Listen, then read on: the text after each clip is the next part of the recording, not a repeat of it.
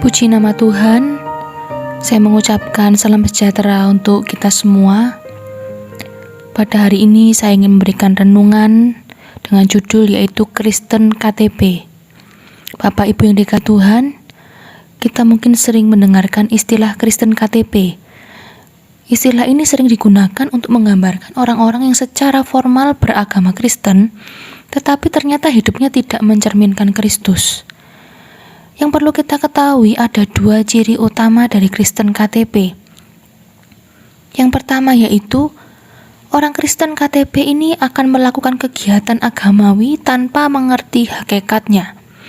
Sebagai contoh, orang Farisi dan ahli Taurat di dalam Alkitab, yaitu di dalam kitab Matius pasal yang ke-15, ayatnya yang ke-8 sampai ayatnya yang ke-9.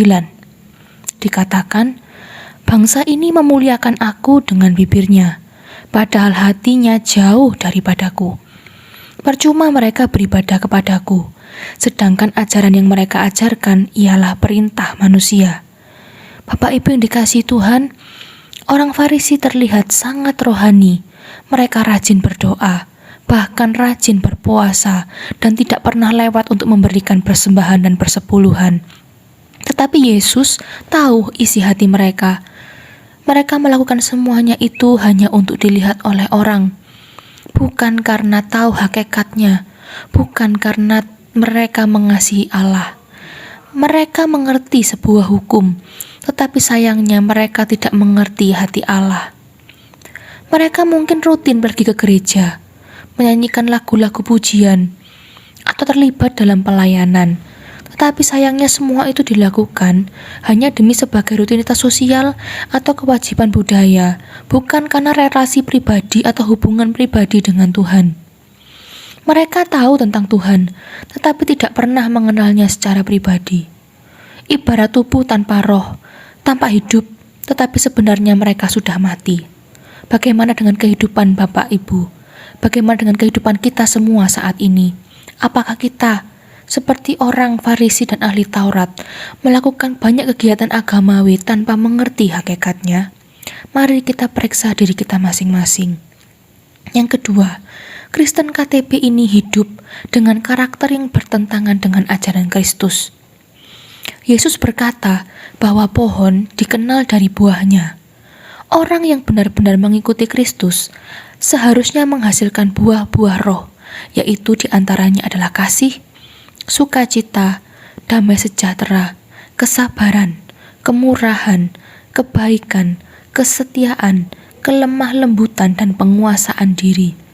Sebaliknya, Kristen KTP justru dikenal karena kemunafikannya, egois, kemarahan, atau bahkan ketidakjujuran. Nama Kristus disebut, tetapi tidak tercermin dalam hidupnya. Contoh dalam Alkitab dikatakan tentang jemaat di Korintus. Jemaat di Korintus merupakan jemaat rohani, tetapi penuh perselisihan. 1 Korintus pasal yang ketiga, ayat yang pertama sampai dengan ayat yang ketiga. Saudara-saudara, pada waktu itu aku tidak dapat berbicara dengan kamu seperti dengan orang-orang rohani, sebab kamu masih manusia duniawi, karena ada di antara kamu iri hati dan perselisihan. Bukankah itu menunjukkan bahwa kamu manusia duniawi dan hidup secara manusia juga? Jemaat Korintus sangat aktif dalam pelayanan Bapak Ibu. Dikatakan bahwa mereka bernubuat, mereka berbicara dalam bahasa-bahasa roh, dan memiliki pengetahuan Alkitab. Namun mereka juga penuh iri hati, timbul perpecahan di sana-sini, dan mereka saling membanggakan kerohanian mereka. Ini menunjukkan bahwa karunia tidak otomatis mencerminkan tentang karakter seseorang. Paulus tidak memuji kekuatan pelayanan mereka, melainkan menegur mereka karena karakter yang tidak mencerminkan Kristus. Mari Bapak Ibu yang dikasihi Tuhan, kita menjadi seorang pengikut Kristus yang sejati, seperti Yesus saat ia hidup di dunia ini. Hakikatnya, kenallah Allah secara pribadi, karena kekristenan itu merupakan sebuah relasi. Kekristenan itu merupakan sebuah hubungan, bukan rutinitas. Yang kedua, tentang karakter. Bagaimana cara kita merespon masalah, cara kita memperlakukan orang lain, cara kita menjalankan tanggung jawab yang dipercayakan, dan lain sebagainya. Pada hari ini, ketika Bapak Ibu menemui orang-orang lain atau dimanapun Bapak Ibu berada, Cerminkanlah Kristus dan janganlah kita menjadi Kristen-Kristen KTP. Puji nama Tuhan. Tuhan memberkati kita semua. Mari kita satu dalam doa. Bapa yang baik, kami mengucap syukur, kami beroleh banyak kesempatan Tuhan untuk mengenal Engkau secara pribadi dan mencerminkan Engkau dalam kehidupan kami sehari-hari. Tolong kami Tuhan, berikan kami petunjuk untuk kami selalu hidup seturut sesuai dengan kehendak-Mu. Kami menyerahkan semuanya ke dalam tangan Tuhan, di dalam nama Tuhan Yesus Kristus. Haleluya. Amin.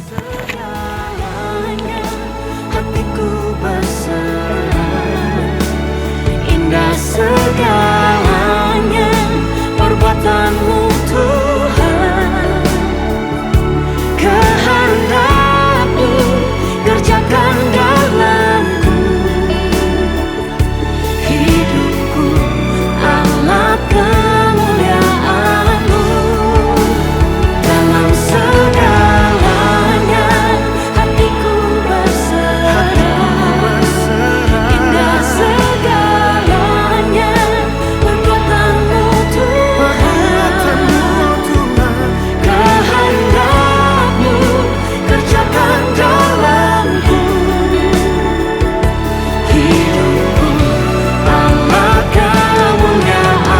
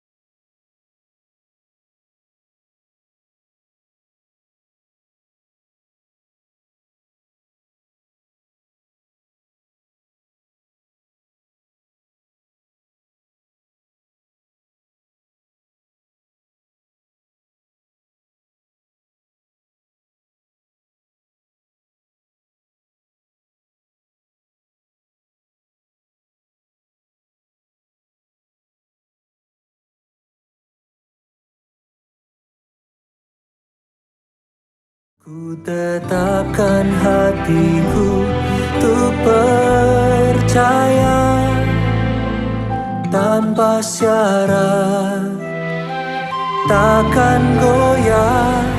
Ku nyatakan imanku untuk setia, senangkan hatimu.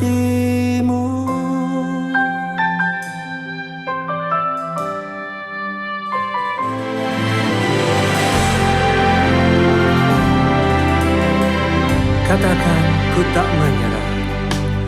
Ku tak menyerah, walau kadang ku tak mengerti.